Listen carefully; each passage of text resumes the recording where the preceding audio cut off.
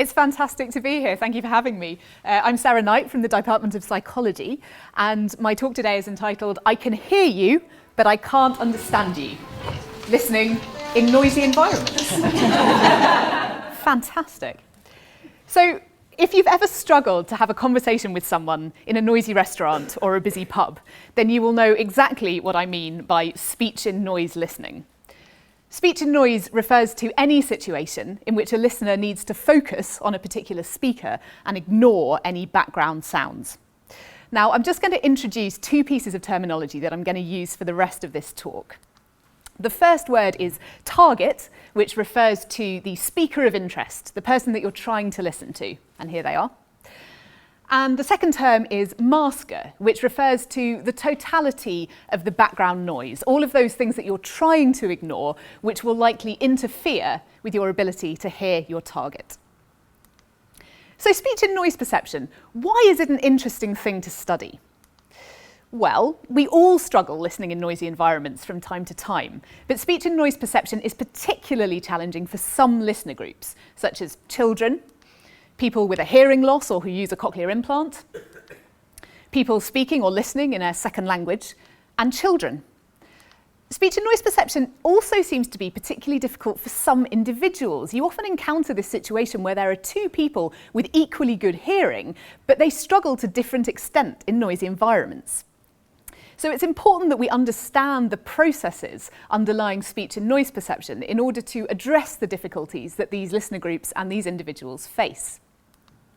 From a theoretical perspective, speech and noise puts the perceptual systems involved under strain. As a result, it can reveal things about the mechanisms underlying speech perception which wouldn't necessarily come to light under more challenging listening conditions. So what's actually going on when we try to listen to someone in a noisy environment? Historically, the problem has been considered primarily in terms of what's called energetic masking, or EM. And that refers to bottom-up acoustic factors, so basically degraded sound. Sound is energy travelling through the air, and if there's more than one sound source in an environment, then those sounds will overlap and interfere with each other before they reach your ears. I have a visual analogue of this here. So here's a picture of someone you may recognise. And here's the same picture again, but overlaid with grey bars. So in this situation, the grey bars are hiding parts of the image. You simply can't see those parts of the image anymore. This is energetic masking. The grey bars are your masker, and the photograph is the target. I have an auditory example of this, which I hope will come out at a reasonable volume. It's a female talker, and her voice has been embedded in white noise, which should simply make it more difficult to hear her. Here we go. The soft cushion broke the man's fall. She was saying the cushion broke the man's fall. I hope you could hear that. I'll just turn it up a tiny bit. Okay, but there's more to it. Energetic masking doesn't explain everything. I've already said that energetic masking is bottom-up, driven by degraded sound. But there are also top-down factors which are driven by the listener. And so researchers have coined this term informational masking, or IM, which is defined as impaired perception of speech in a noisy background that isn't attributable to energetic masking. But that's a bit of a vague definition, right? So what do we mean by informational masking? What actually is it? Well, part of it is to do with low-level attentional aspects. So basically, does the masker capture your attention? So if you think back to our example from earlier with the grey bars, and now consider this third image. The grey bars and the red lightning strike are both masking parts of the image. They're both providing energetic masking, but you might well consider that the red lightning strike is more distracting, that it captures your attention more.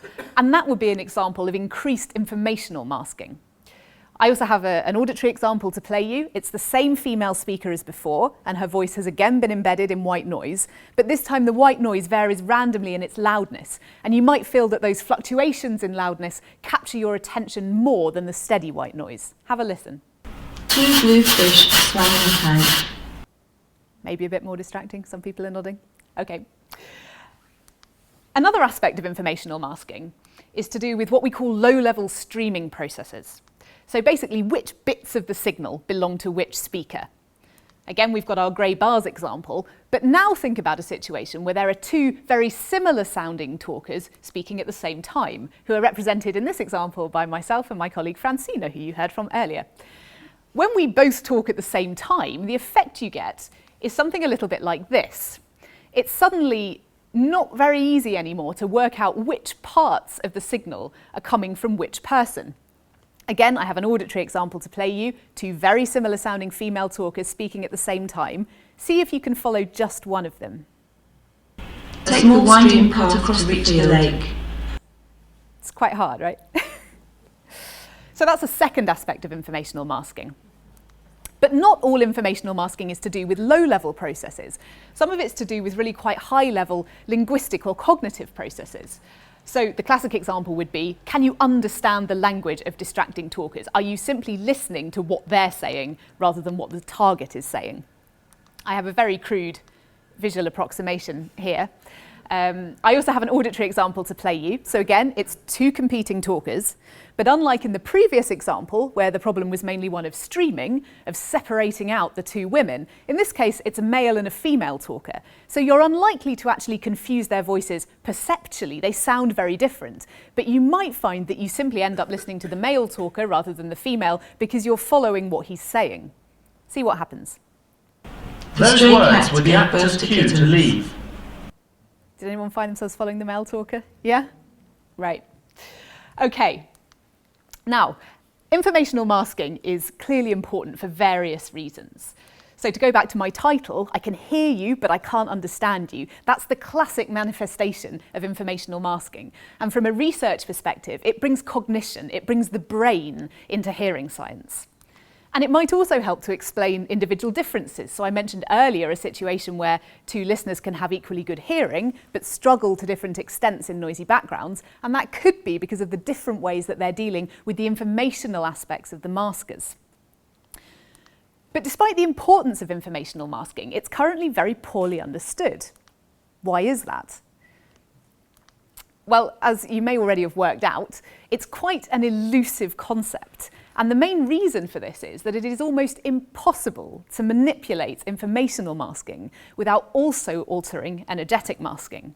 So thinking back to our example from earlier with the grey bars and the red lightning strike, I suggested that the red lightning strike might be more distracting, might capture your attention more than the grey bars, but it also reveals different parts of the image. For example, you can see this bit here where my hair's falling over my glasses that you couldn't see when the grey bars were there. So you've altered the informational masking content, but you've naturally also changed the energetic masking. There's just simply different parts of the target available to you.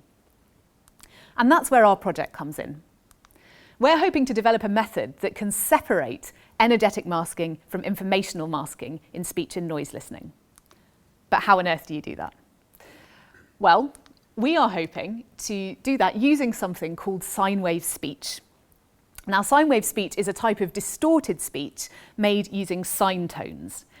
And sine wave speech is usually, to most people, unintelligible when they first hear it. So I'm going to play you an example now, and I just want you to see if you can understand what's being said.